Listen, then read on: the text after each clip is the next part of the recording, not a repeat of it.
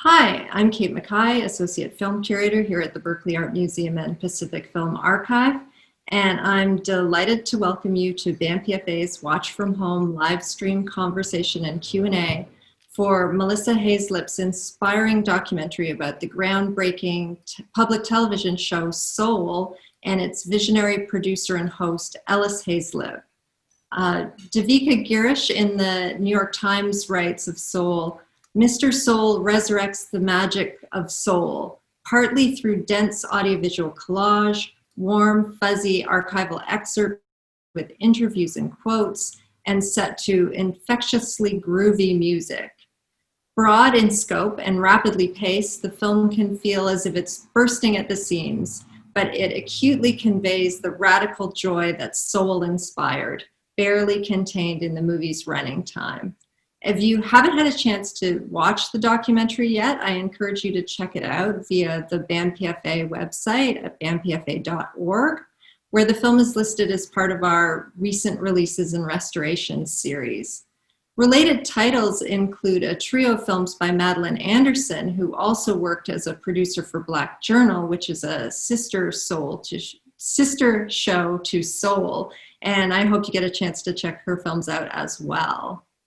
I'd like to thank Ryanaustin Dennis for joining us to speak with Melissa Haizlip today, and a big thank you to everyone who's tuning in. We really miss seeing you at the Barbara Osher Theater, but are very happy that you found us here. And just by way of introduction of our two speakers today, Ryanaustin Dennis is an Oakland-based art worker and cultural strategist. Their practice is concerned with how the histories of 20th and 21st century experimental performance, film, and writing are shaped by the metaphysics of Blackness. They have done curatorial work for Cadist, SF MoMA's Open Space, East Side Arts Alliance, and the Soundwave Biennial. They currently co-curate the Black Lives series at BAMPFA and Pro Arts Gallery and Commons. Ryanaustin is also a terrific poet, so I'm really looking forward to what they have to say about Ellis Haizlip's support of poets in the wonderful TV show Soul.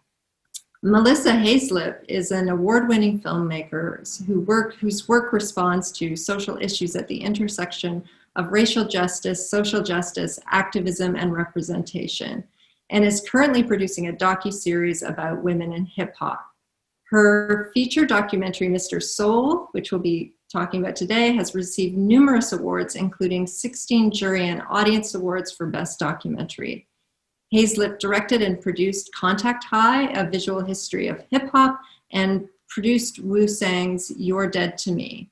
Her two-channel art films have been exhibited by the Hammer Museum, the Los Angeles Biennial, the Contemporary Arts Museum in Houston, the Stedelijk Museum, and Haizlip has been awarded numerous grants from organizations including the Ford Foundation, the National Endowment for the Humanities, the International Documentary Association, and the National Endowment for the Arts. So our format today will have about 30 minutes or so for conversation, and then we'll have time for a Q&A afterwards.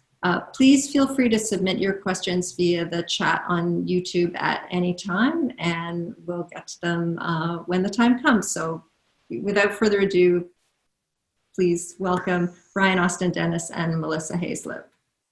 All right. Well, first off, when I first watched it, I mean, as like a Black queer person, seeing a legacy and lineage was just so tremendous. And I was able to and from the first, like Bay of Rustin, James Baldwin, and Ellis, those were they were contemporaries, and they were all completely open and out and living their lives and actually changing the world and not making these kind of separations for themselves.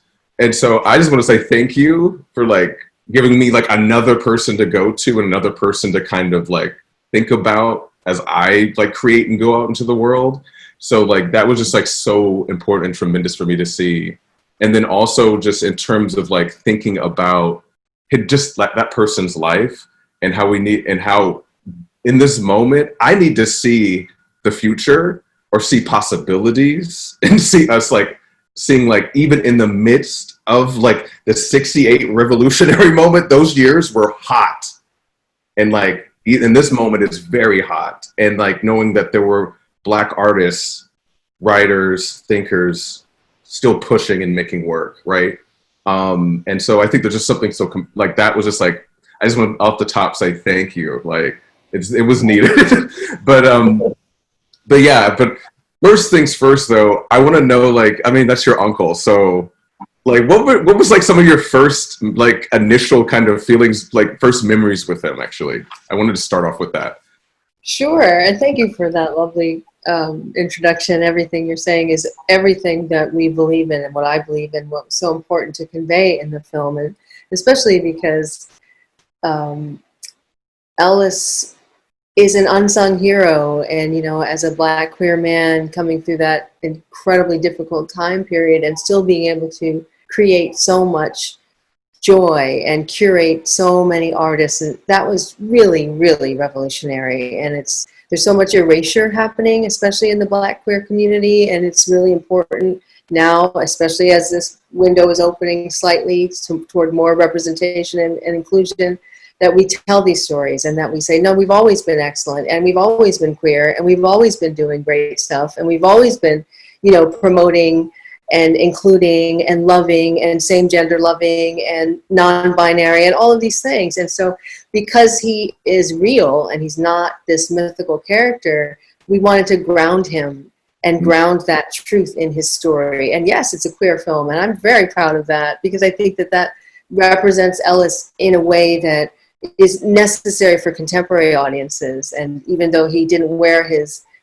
gender politics on his sleeve, because that wasn't how it was at the time, we wanted to take a contemporary approach to his life and his feelings and his loves and his representation and his belief. At the same time, we wanted to be mindful of his privacy even now and not exploit that. So it was a very delicate balance to have a holistic story about this man who was somewhat enigmatic and still represent him as the, you know, queer icon that I truly believe he is. Yeah.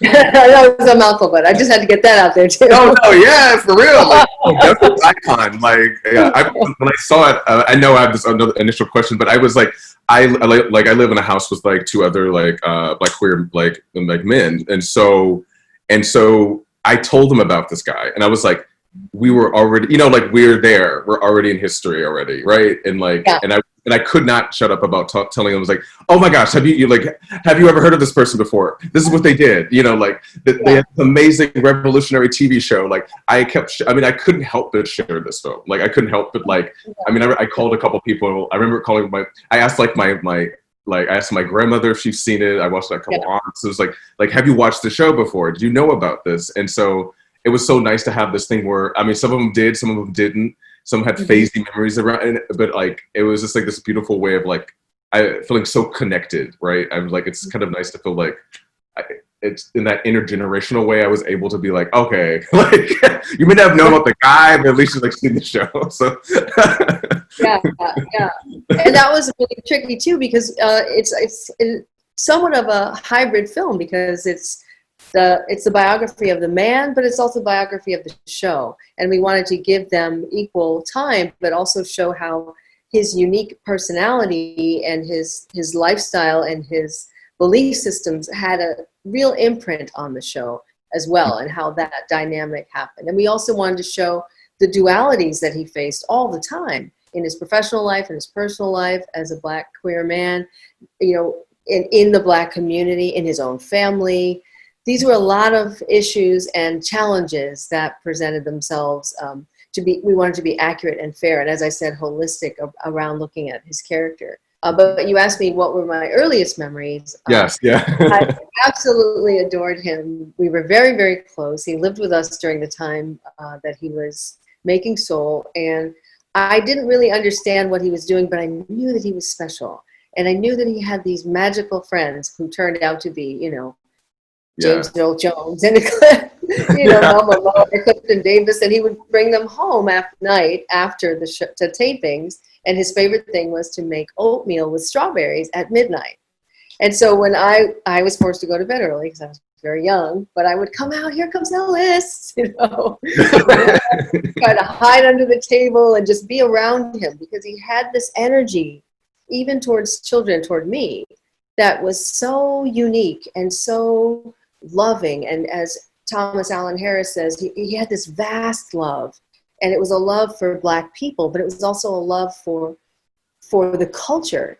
And he imbued all of his work with that love and that commitment to Black love, Black strength, Black sister and brotherhood, Black excellence, Black queerness, Black intellect. And you could see that in all of his work. And at the same time, he was a modest man. He was enigmatic. He was very, very funny, had a very strange relationship with the truth. And he was always remaking it. Yes, he was revolutionary. But the interesting thing is that he really believed in the culture and pushing it forward, despite the stereotypes, and breaking boundaries and really changing the perception of African Americans and African American culture as a world culture. And not that we're trying to fit in, but we're saying this has always existed. You just haven't seen it. So it's this idea of giving more room, more space to be yourself, more space for expression, freedom of expression, you know, politics, all the things that Black people hadn't been given in a way. And so he decided to just let it be. It wasn't a choice to take something. It was just a choice to be, to exist. And that's very radical in terms of creating a television show that allowed that. Even now. Yeah, it's like, I think we often think of like this, like revolutionary work and radical work, of course, is a formation of destruction, when in fact, but I felt like, here's someone who's thinking of like, let's build. There's like there's sides of it. We have things that we want to tear down, but we also have these things we're building up. That's true. Also, this idea of like building community and also institution building and Black institution building. Exactly. Building a company and saying, yes, you might not think that Black dance is an art form, but it is. And here's Alvin Ailey, and we're going to go to Europe with 6 dancers, and we're going to start a company. Or this is Bill T. Jones. You never heard of him, but I'm the first person on his board, and we're going to build this out. And so he was constantly doing that and pushing against this notion that because Black culture hadn't been validated, or because jazz wasn't considered a real art form, that it didn't exist. So instead he was saying, it exists and we're just going to do it. And if you come along for the ride, that's great. If you don't, that's fine. But let us be who we are, and we're going to establish this. Because soul was, you know, not only was it a platform for a vehicle, really, a vehicle for African-American artistry, but it was a platform for social justice, the fight for social justice and political expression. And that was not the model we knew for television, certainly not for like a late night talk show, and certainly again, like a public affairs show. So that was breaking boundaries constantly and asking people to accept that, and, you know, really not asking, but demanding, and creating this space for people to be free and for Black people to be unapologetic and love who they are. And it really was a love affair of their Blackness, I think, of our Blackness. Speaking of unapologetic, I mean, the last poets, that's, in terms of like literature and writing, I was like, that was to me at that moment, that was very unapologetic in announcing the pronouncements of writing. That was the first season. In fact, that was October, the show started on September 12th, 1968. This show was the 5th episode. October 24th, 1968. So they had barely gotten their feet wet. Yes. And they come out swinging for the seats. Yes. But what I love is the introduction that he gives when he says, you know, he sort of prefaces it so by saying, I hope you can appreciate it in the method it's intended, or something like that, in the way that it's intended. Because he's trying to soften the blow to say, you're about to hear a whole bunch of N-words right. on national television, and hopefully we won't be fired tomorrow. Yeah, right, yeah.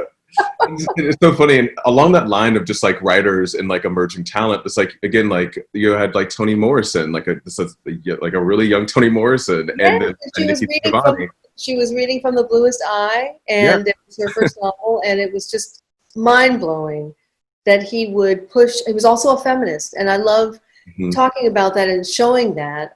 There's an episode there. I think it's the premiere of the 3rd season on January 7th, 1971, and it's a tribute to Black women. And it's all amazing. It's amazing, one after another. Carmen de Lavallade, Nikki Giovanni, Novella Nelson, Sonia Sanchez, Anna Maria Horsford, and on and on and on.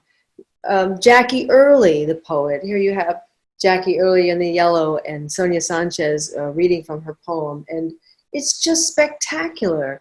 And it's showing that, yes, there are African-American women doing interesting things at all times. And yes, there is a push toward, within the women's movement that you don't normally see, because usually there's a break in the feminist movement with Black women and white women. But Ellis was saying, no, these are women who need a voice, and they need to be seen, and they need to be heard. And this is an art form, and this is the closest expression they can have to, the real expression of the people, and the heart of the people comes in this poetry. Yeah, I was and also I loved how he actually took poetry so seriously, like you said, in terms of performance, lighting, texture. It wasn't, he took that academic veneer off of that and instead was oh wait, there should be live music with this. There should be a huge audience for poetry, and that, because I love that he just transformed that tradition in this way. And I was it inspired me to think a lot more okay, poetry is actually this deeply exciting medium, right? This artistic medium that is a way in which we as Black people can express ourselves, and say something. Even with the Amiri Baraka, I know this is kind of a side note, but you have these interviews of Amiri Baraka. He had passed in 2014, and this came out recently. So you've been working on this, or you had gotten I don't know if that's not the last interview. I was just stunned in this. It's the last interview. That is the last interview with Mr. Baraka before he passed. Yeah. We were so grateful that he came out. He had grown a little cranky in his last few years, and hanging up on me every time I called. So I took that as a sign of love. Right. It wasn't a Amiri Baraka if I didn't get that hang up. Right. And it kept happening. And then one day he didn't hang up. He agreed to the interview, and I was like, oh, okay. And so we were able to have him, which was really spectacular. He was on the show. Ellis Haizlip gave him an entire show and called it Baraka the Artist, and allowed him to also sit down in the chair and talk about everything. And so it was really important for us to be able to interview him, as he is, represents the birth of the Black arts movement, and really finding a way to look at Blackness and really trying to discern how to be Black on this planet. That's really what we were exploring, and this idea of coming together as a nation and thinking of ourselves as a nation of people, and not as a nation responding to the horrible things that were happening, but independent of, in spite of. And that was really very powerful. And his poem, It's Nation Time, was really emblematic of that moment. Oh, yeah. I know. It's funny that I know there is a kind of interesting Amiri connection to I know in Fruitville, the East Side Arts Alliance. Amiri Baraka, I'm pretty sure was helped kind of it was either a board member actually, and for that. So definitely love his ties even across America, New York, here, Newark. Yeah. So he was very, very close with Ellis Haizlip, and in fact he wrote the eulogy for Ellis Haizlip and delivered it at Ellis's funeral. It's in a book of eulogies that he's written, a beautiful book that, if you have it, check that out. And they were very, very close. He was on the show many times, and Ellis called him Imamu. Imamu. He called him Imamu, and that was one of his favorite things. Yeah, I wish that we could include so much more footage. Mm-hmm. Next time I'll have to send you the acting, because we do. Yeah, please, I would love that. I do want to. One thing I do want to touch on is. I guess we kind of touched on this a little bit, but giving emerging artists just an opportunity. I just saw that throughout that documentary told me this is what happens, giving people this chance to debut their art form. I know it was like Black Ivory, LaBelle.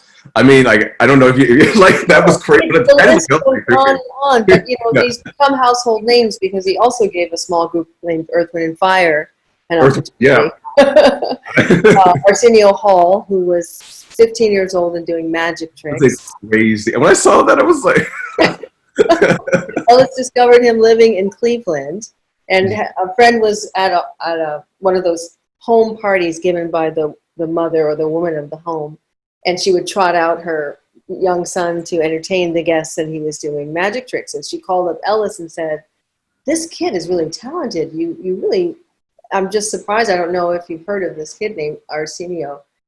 He's a magician." Said, "Oh, fly the child to New York. We have to have him on the show." And of course, it was Vertime Grosvenor who had discovered him, and she said, "I can't. He's 15. He can't travel without his mother." And Elsa, "Find a way to bring that child to New York. I must meet him and put him on the show." Yeah. So he was always looking for the next great thing. And he was somewhat of an Afrofuturist in that he always saw the betterment of our people. And he always saw where artists could go in a way that they hadn't imagined themselves. And that was his unique gift, I think. His ability, his uncanny ability to spot talent and to know that that talent was really important at that moment or in the future, whether it was, you know, Earth, Wind, and Fire or, Ashford and Simpson, for example. Yeah. They weren't even together.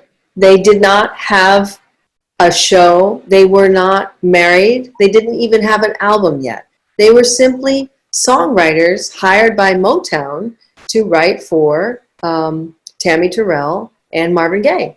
And that was their job. And Ellis had met them and said, "Oh no, I see this whole future for you. You guys are an act.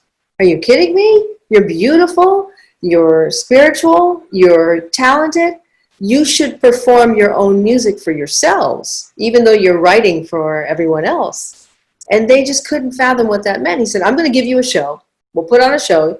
You'll change outfits like 6 or 7 times. And we'll figure it out." And that's what they did. And from that moment forward, that was the birth of Ashford and Simpson.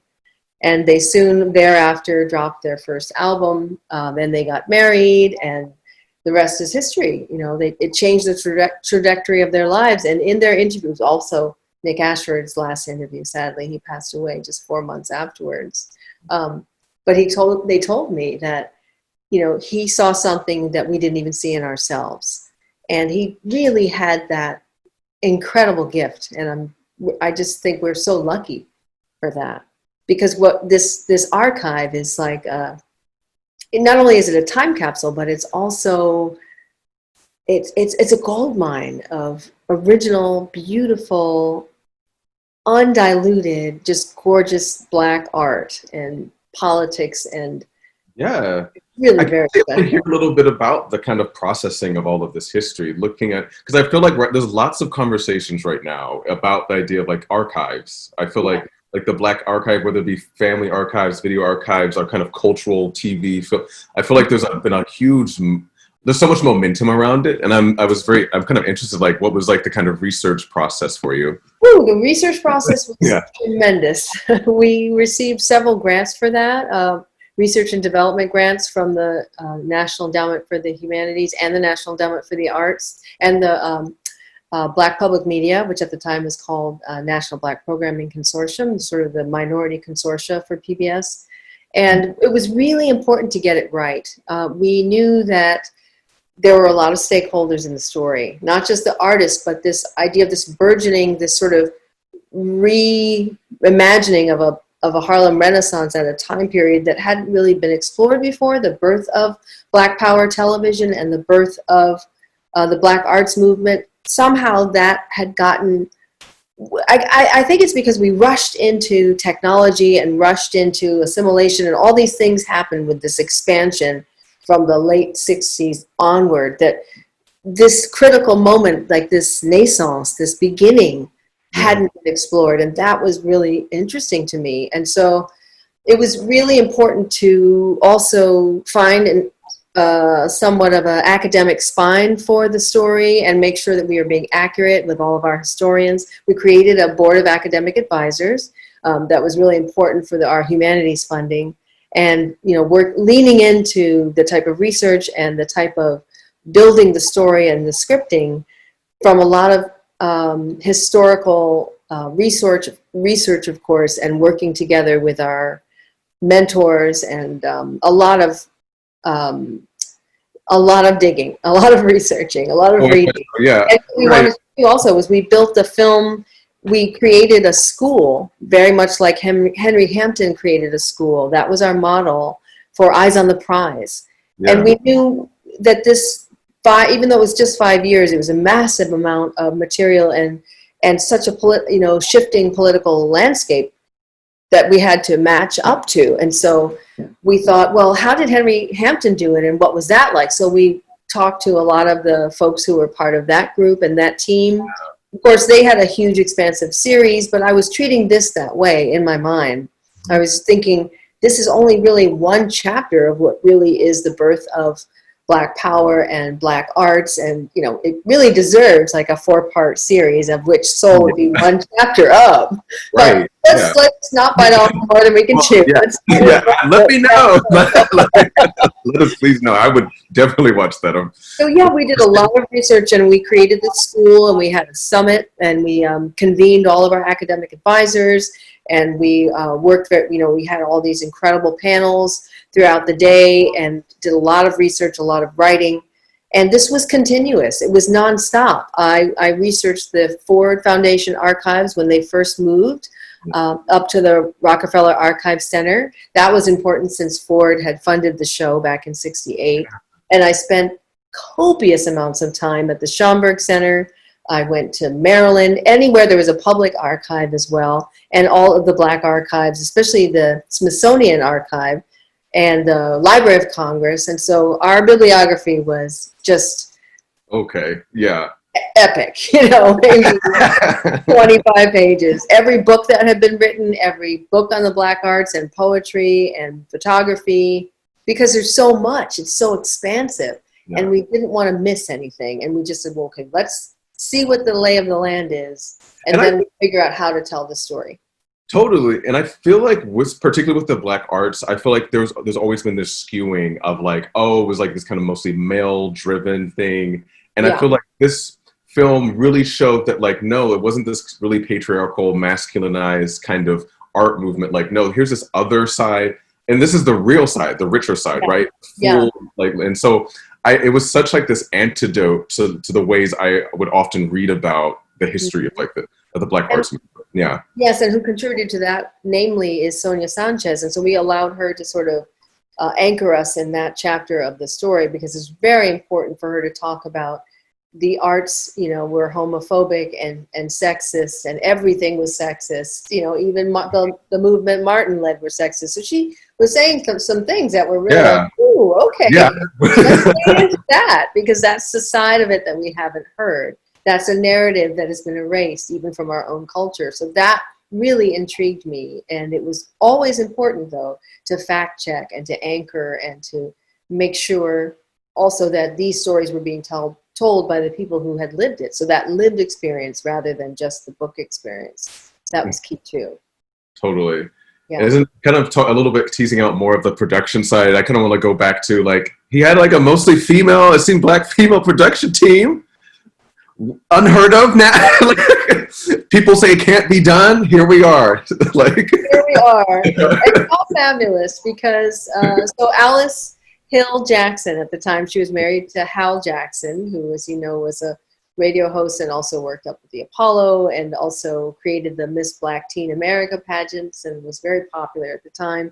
And he was very involved in finding the talent at the Apollo. And so since she was married to him, she was able to help with some of the, not the casting, but finding ways to get the artists on the show. And Ellis was really about uplifting women, and elevating their voices and putting them in front. That meant not only were they his muse, like Nikki Giovanni and Adele Nelson, but he would give them an opportunity to be the talent wrangler or work in the money and figure out how to balance everything. Nikki Giovanni was really close to him, and Ellis worked very closely with Nikki to produce this miraculous moment, which is when she's performing with the New York Community Choir, and helped her come to the realization that she always had this beautiful music in her head that was spiritual, that was Baptist, that was, down home gospel music. And what she did was encouraged by Ellis, and Ellis was always marrying things and dealing with the duality. So it was the sacred and it was the profane.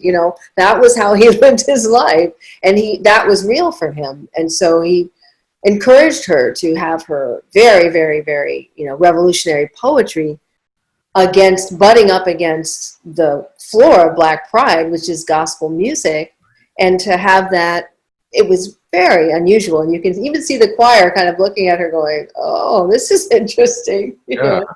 But that was the beginning of Truth is on Its Way. And after that happened, then he helped to produce the album, which of course is an extraordinary album of all time. Unfortunately, the spoken word hadn't been really established as a I know, she would have been a Grammy. Definitely well deserved, would have been a Grammy. So somebody owes her a Grammy. Yeah. I'm hoping that she'll be on our soundtrack, and maybe we'll be able to make it up to her. Who knows? But, yes, definitely.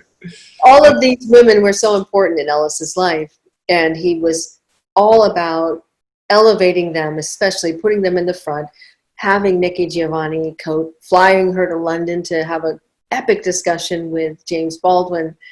Yeah. Again, And it's funny, I feel like that conversation has come back, has been refocused. And so I remember my dad sent me a link to this, like, have you seen this? Is like, yeah, because I was like, I'm already obsessed with James Baldwin and Nikki, but there was just I was like, oh, and I was like, once I saw it like in the documentary, I was like, oh my gosh, like Ellis was a part of this moment. I was like, Ellis created this moment because he was very close to James Baldwin. They were friends, they were lovers at some point, and they had, spent a lot of time together. They had traveled through Istanbul, lived together, and he had first initially produced the Amen Corner, a European tour of the Amen Corner way back in 1965, before Soul. And so when Nikki Giovanni said to him, you owe me, basically, I've been working so hard with you on Soul, and Ellis said, what would you like to do? Yeah. She said, that's easy, I'd love to talk to Jimmy Baldwin. And of course, Ellis said, well, I know Jimmy, so let's make that happen. Only Jimmy was living abroad, as an expat, very disillusioned by race relations in America. So he was settled in St. Paul de Vence in France, and they couldn't figure out how to get him to America. So they said, why don't we meet halfway? And halfway was London. And again, this is the kind of thing where I'd say, what? Right? Yes. In 1971, you're really living that life? Okay. Wow. Just this fearlessness, this boldness that, yes, we're going to get on a plane, we're going to rent a studio at the BBC or wherever, and we're going to shoot this epic conversation between Nikki Giovanni, who was like 25 years old, and James Baldwin, her mentor, who was like 45. And what resulted was this spectacular conversation that just covers everything from Black love, Black intellect, the Black literary canon, what it means to be a Black writer, what it means to be in love, two men in love or two women in love, or really they talked about men and women in love, but we all know exactly. There's a whole other level of what was there. There. But they were playing these roles of being, a man and a woman together, and sort of representing that as well. And it was so real and so undiluted and so profoundly intimate as well. And you can see her emotions on her face, and you can see her thinking through. And it's just remarkable. And what happened was last year, Amanda Seales posted a clip from it on Instagram, and it went viral. Yep. I mean, when I say viral, it was like 445,000 people, almost 500,000 people responded to it and reposted it or liked it. And then it got picked up by Lena Waithe. And then it got picked up by, Essence and For Harriet and all these Black pages on Instagram. And then suddenly everybody was talking. My phone was blowing up, and everyone was talking about it. Like, wait. That's from my film. Like, how did that didn't matter. And that was what was interesting, was that people were talking about it like it meant something now, today. Right. What that conversation was, not that it was some precious archival clip from, you know. Oh no, yeah, the way people were engaging with it, like this they were engaging with it like it was now. Like, yeah, that's yeah. right, girl, you should have told them that, you know.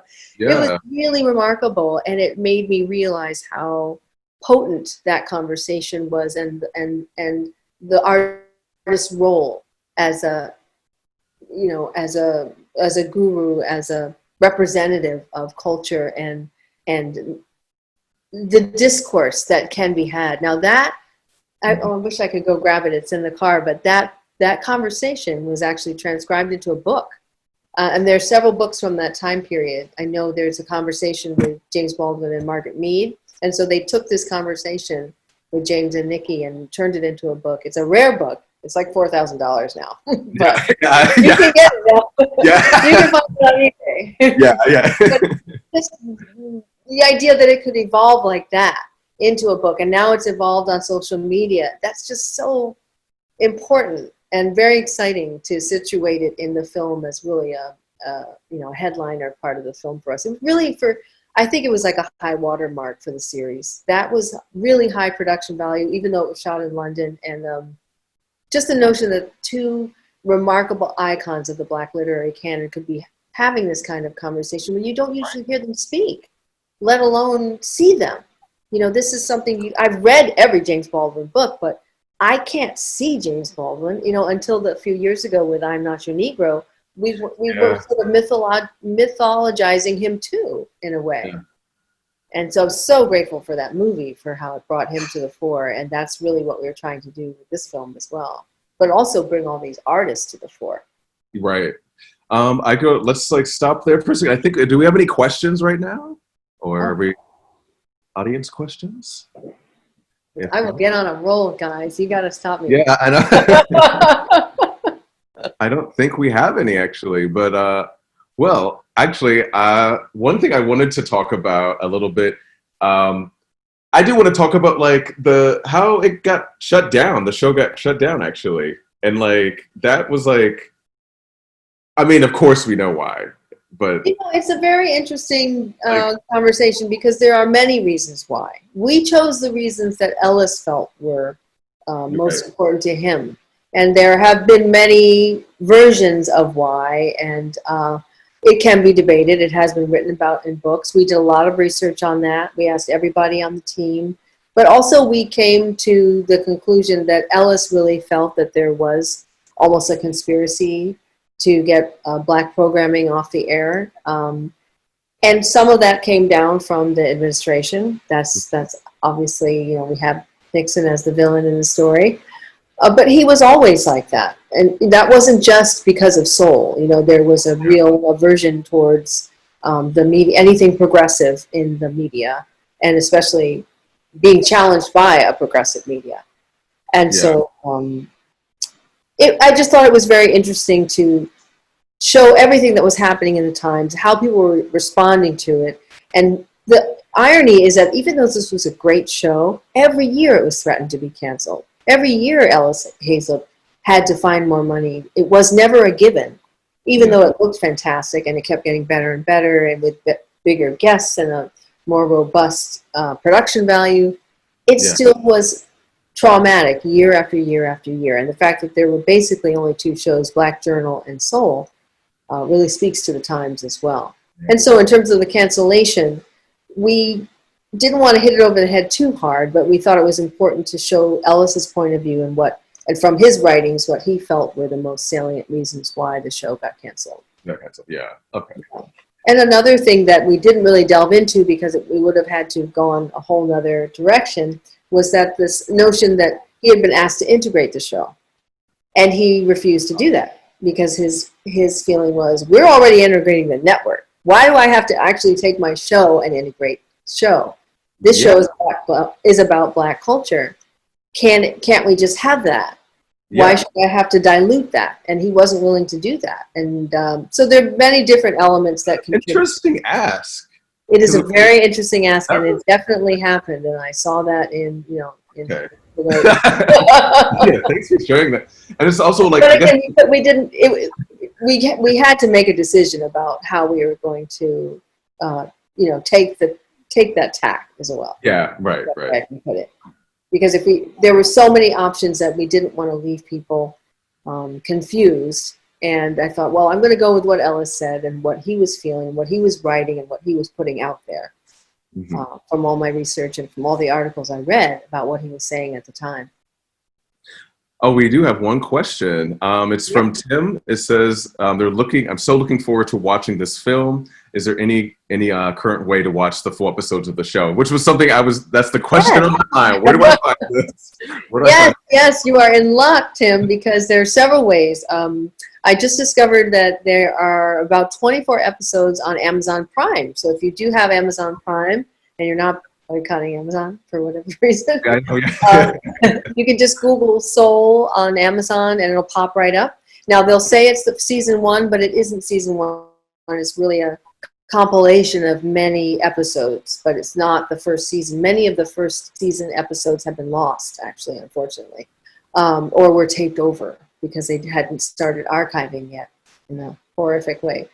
Another place you can find it is a website called shoutfactorytv.com. So you would type in, I think, shoutfactorytv.com/series/soul or something like that, and you should find it. Shout Factory does a lot of kind of retro programming and fun older TV shows, feel-good shows, and for some reason they also have the Soul Archive. Then, if you are a member of PBS, by any chance, there's PBS Passport, which is like when they have the paywall or VOD, as they call it. They have some episodes there as well. You can find some on YouTube, and you can find some, I think, on Tubi and Pluto, which is another platform that's come up. All right, well, there it is, folks. A little dumpster digging, but you'll find it. You'll find them. I'd really love if they would release them again, though. I'm kind of hoping that the interest in the film will reinvigorate an opportunity to show it again. Oh, totally. We have another question from John. It says, Melissa, do you have any upcoming projects? Yes, John, I do. I'm working on amplifying women's voices, very key. I know I said that earlier, but one of the projects I'm working on is it's the incomplete, because we're not done yet, the incomplete history of Black womanhood in America, explored through the lens of hip-hop, women in hip-hop, their lives and their music. Again, this issue of erasure, women have been erased from hip-hop, this sort of story, but it's a way to zero in on Black womanhood, not dating all the way back to slavery or anything, but we're sort of looking at contemporary Black womanhood, all the issues and things that we go through. And this is going to be a 4-part series for Netflix. I'm co-executive producing, and as soon as we can get back into production, so Netflix kind of went dark during the pandemic, we'll be picking up on that again. I'm also developing a project with Jermaine Dupri about his music, and also a documentary on Earth, Wind, and Fire. Very excited about that. Yeah. So music is a really big part of my life as well. Oh, I wanted to ask, kind of moving, kind of post-soul, thinking about what he was doing. When I was reading, it's he produced Soul at the Center, at the Lincoln Center, which was like a 2-week special. I was like, whoa! I would love. Tell me about this. This was incredible. So I'll send you an article I wrote about it. Soul at the Center was this idea that, how I said he was always looking for more room. He always wanted more room. He wanted room in spaces that he hadn't had. And when Lincoln Center was created, for those who may remember or recall, the area that was raised in order to create Lincoln Center was actually public housing for Black and brown people. And so it was quite controversial that whole area was raised and people were displaced, and our people were displaced, and so there was a growing not only dissatisfaction, but a lot of pushback for that. And it left a very unhealthy feeling at the time, even though Lincoln Center is incredible and it's a bastion of our arts center in New York City. What Ellis did was he was the first to collaborate, the first to have collaborate with the Lincoln Center, and this was in 1972 and 1973. And it was remarkable. It was a 2-week arts showcase, a live showcase with music, dance, performances, kids performances, religious services, massive concerts. Imagine Soul, but like on steroids times like 3,000 in the entire art space. So he would have a James Cleveland concert and a Baptist church service on Sunday morning, but then the opening show would be Ike and Tina Turner, artists that were too big for soul even. Yeah. The second year he opened with Nina Simone and closed with Novella Nelson and Donny Hathaway and Sister Rosetta Tharpe. Everybody was there. Yeah. And it was just really, really, really radical. And I think he was shooting for the stars and trying to get bigger stars. But that kind of Black showcase with people literally doing hair braiding as a cultural exchange by the fountain, or having dashikis and all kinds of, clothing shows and exhibits. It was a multifaceted thing. And for some reason, it got lost in the shuffle. So last year, as an anniversary, I was given the opportunity to reproduce Soul at the Center as the kickoff event for Lincoln Center Out of Doors.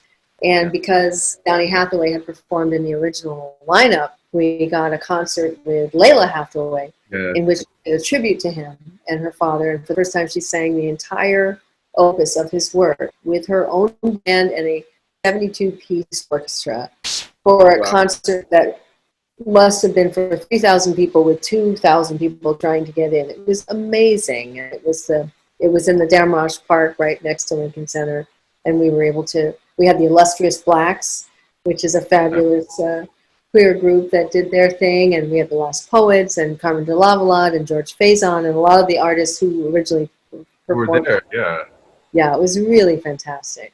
Yeah. I think I'm just knowing a little bit more about it, like that kind of post, he was still out here. That show wasn't the end all be all. I know he was on the board for Alvin Ailey, Bill T. Jones. He was in the arts and also thinking about politics. Absolutely, yeah. He went to the Schomburg after and was the head of cultural programming there and encouraged them to change the footprint from being just the Harlem Library to a cultural mecca. A stomping ground, an actual performance space. And so what would have been just a library was changed, and he was responsible for that, turning it into a cultural theater and rotunda and classrooms. And he brought all kinds of wonderful people there to do conferences on Black writing and workshops on Black screenwriting and things that would never have happened before. He brought Octavia Butler there to talk about Blacks in science, and just remarkable projects to sort of expand the cultural footprint of the Schomburg Center. Yeah. Well, I think we might have to close, but thank you so much. It was so great to chat with you. Yeah, and I hope everyone gets to see the film. We did get extended, so if you get a chance to just log on to MrSoulMovie.com or find a theater near you that you can see the film. We're just excited to get it out during this time and find a way to inspire people. I would just like to say thanks very much to Melissa. Thanks to Ryanaustin. It's a really you can choose to watch this film in many theaters, but I hope you'll support BAMPFA by watching it here. But it's just a fabulous event to be able to see this, and I look forward to browsing through all the episodes and then reviewing the film when I can. So thanks very much. And I'll take us back to Soul for the last slide. So thanks very much. Thank you for having me. Yeah.